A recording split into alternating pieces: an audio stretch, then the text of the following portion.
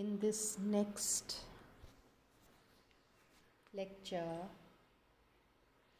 on the poem Let Me Not to the Marriage of True Minds by William Shakespeare, we will now look at the poem in detail, line by line. Lines 1 and 2. The lines are, the text is, let me not to the marriage of true minds admit impediments.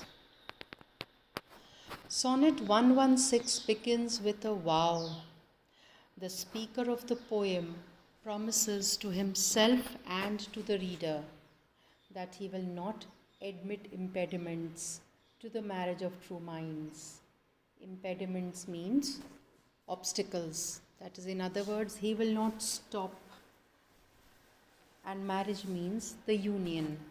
So, he means to say that he will not stop the union of two people who are truly in love with one another. The fact that the speaker begins the poem with a vow raises some questions. A reader could imagine the poem almost as a prayer, something the speaker says to himself in privacy as he ponders the beauty and majesty of true love. Alternatively, a reader could imagine the poem as a passionate declaration, something the speaker says to the person he loves. In the latter case, the poem and its meditation on love become more complex as readers think about the speaker's motivations, in other words, his reasons. One might wonder why, under what circumstances, a statement as grandiose, beautiful, and moving as Sonnet 116 would be necessary. In other words, what is the speaker responding to? Both readings of the poem, that the speaker is simply thinking to himself or that he is addressing a specific romantic partner, are possible. A major challenge for interpreting this poem then will be deciding why the speaker says the things he does and to whom. In either case, as he begins his vow, the speaker uses a series of rather ambiguous phrases. The reader may wonder what actually constitutes a marriage of true minds, or what it would mean to admit impediments into such a marriage. The speaker uses the word marriage in the normal way, the legal union between two people. But also he uses it in a metaphorical sense to refer to a dedicated union between people or things independent of wedding vows. Vows means वो जो प्रण लेते हैं विवाह के इस वक्त जो दूल्हा दुल्हन एक दूसरे के प्रति प्रण लेते हैं, प्रतिज्ञा करते हैं, वो vows कहलाते हैं, wedding vows कहलाते हैं. The use of the word minds at the end of line 1 rather than say people underscores this metaphorical sense. Minds can't get married in a church, but they can be closely joined together in love or friendship.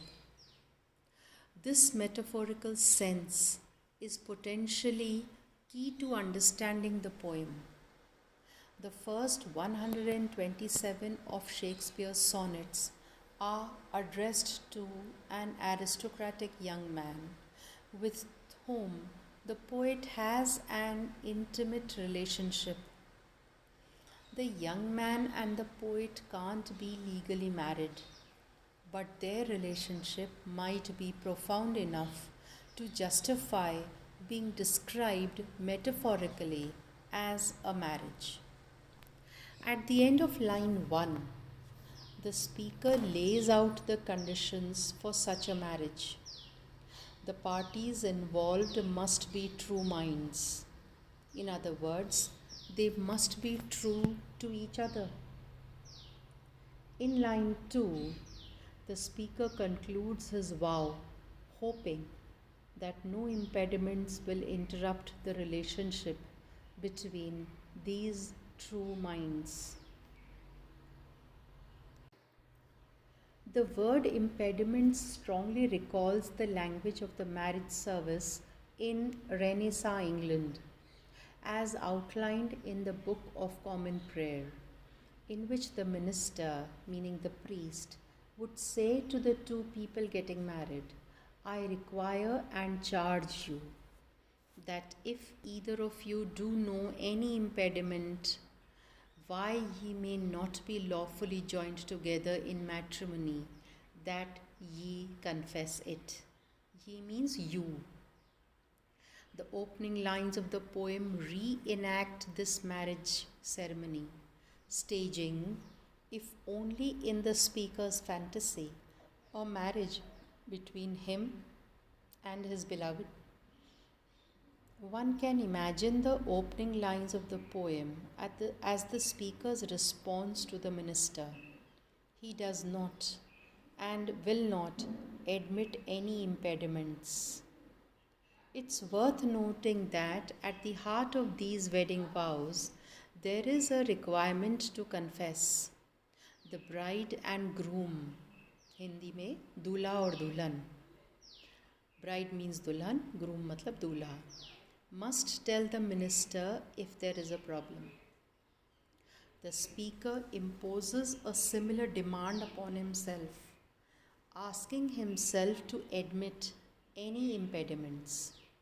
Here the word admit means two things at once. First, to concede or acknowledge the existence of something. Second, to allow something to enter.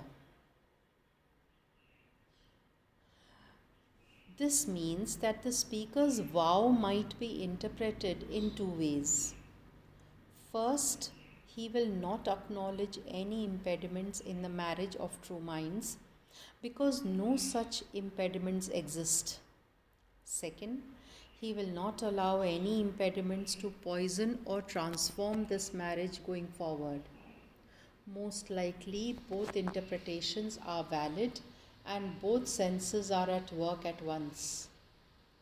The speaker is simultaneously enacting a marriage between true minds and expressing his highest hopes for that marriage, that it will continue unchanged indefinitely.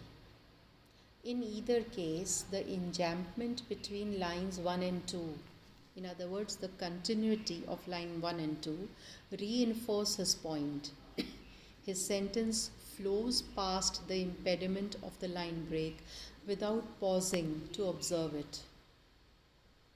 In the first line of the poem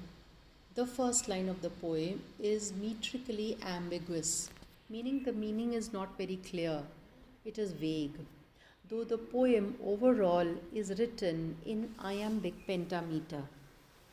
The first line of the poem could arguably be read as follows. Let me not to the marriage of true minds. This clearly does not align with perfect iambic pentameter, perhaps sonically reflecting a kind of impediment that the speaker argues love will overcome. Lines 2 to 4. Love is not love which alters when it alteration finds, or bends with the remover to remove. In lines 2 to 4, the speaker begins to explain the vow he made in lines 1 2, telling us why impediments cannot be admitted into the marriage of true minds. In order to do so, he lays out a theory of love that explains what love is, how it works, and most importantly, what actually constitutes or makes up true love. He begins line 2 with a statement that seems, at first, to be a paradox. Love is not love. As the reader moves through lines 3 and 4, the meaning of this confusing line becomes clear. The speaker wants to distinguish true love from weak and insincere forms of love. In other words, one might rewrite the end of line 2 as love is not true love. In lines 3 4, the speaker then explains how he is distinguishing, that is, differentiating between true and fake love. The key question for the speaker is how love responds to the challenges and changes that inevitably occur as a relationship progresses. He refers to these changes in line 3 when he mentions alteration, and notes that with true love, such alterations don't change a relationship itself. True love is defined in part by its resistance to change and its capacity to endure even when challenged. Those challenges emerge in line 4 with the remover. This phrase is in reference to someone who takes something away, like beauty. Most likely, then, the remover in the poem is time itself. True love works against time. It does not diminish even as something like beauty fades. Once again,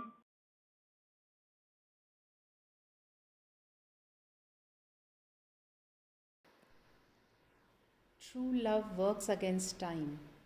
It does not diminish even as something like beauty fades. Once again, true love is marked by its resistance to change, even as the circumstances of the relationship change. These lines are bold and grand. If they feel almost like proverbs, that is because they are closely related to two proverbs that were well known in Renaissance England during Shakespeare's life. A proverb are words or sayings, जिसको हम हिंदी में कहावतें कहते हैं. A perfect love does last eternally, and love without end has no end. That is, it has no ulterior motive. In other words, pure love is true. It only loves the person. Shakespeare is playing on his culture's cliches about love, demonstrating his capacity to transform those cliches into stately, moving poetry. Lines 1 to 4 of the poem establish the formal pattern that the poem will follow for its first 12 lines. These first lines are rhymed ABAB and they fall into iambic pentameter. There are a number of rough spots in the meter, particularly the first line of the poem, but overall the rhythm does fall back into the standard da-dum feel one expects from Shakespeare. One might interpret early rough spots in the meter as meant to illustrate the speaker's point about relationships. Despite the challenges and turbulence that occasionally crops up in, the poem retains its fundamental rhythm, overcoming obstacles without altering its basic adherence to the formula of the Shakespearean sonnet.